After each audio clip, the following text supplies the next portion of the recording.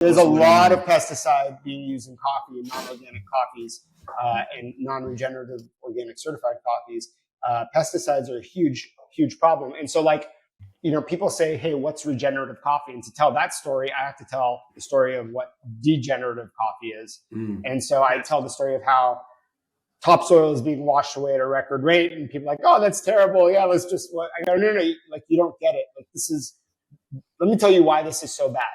Farmer sees a crop that he wants to make viable, so he buys pesticides and nitrates and all these synthetic inputs from the other side of the world, puts them on a giant ship, ships it over to wherever it's growing, let's just say South America for now, burns all that diesel, puts it on a truck, burns the diesel to get up to the mountain, gets to the mountain, pours it onto the soil, brings these big industrial machines, burning diesel, tills the soil, rips out the ground, and plants a crop. And that season, that crop is awesome. Great yield, tastes great, relatively.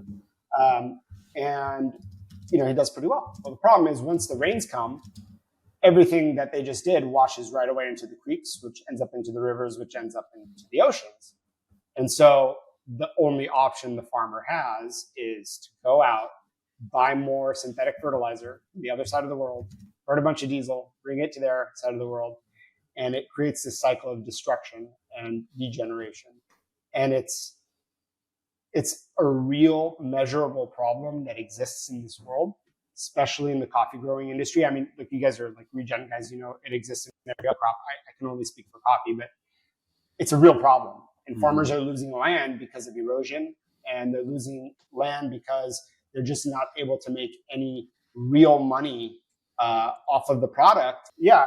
And so the opposite of the degeneration system is the regeneration system. And so farmers have found a really unique way to grow coffee. And one of those ways, so we were in Honduras a couple weeks ago or 3 weeks ago to the first regenerative organic certified coffee farm in the country, and one of the first in the world.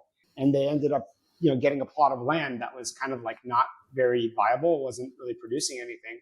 And they decided to practice regenerative agriculture. So it was kind of like a dry land. So they dug small holes to plant the coffee in, but they also created a mulch mix using coffee husk and coffee cherry skin.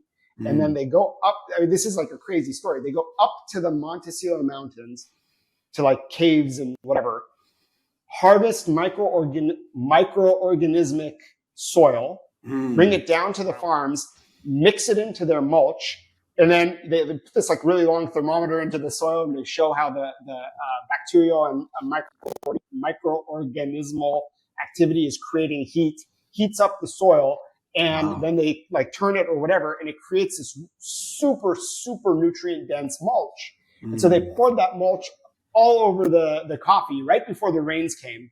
And then the rains came, flooded the dry area, and all those nutrients went into the soil. They prioritize cover crops to be grown. So there's like grasses and there's native small plants all around. It creates this like incredible spongy layer on the topsoil, which you can feel.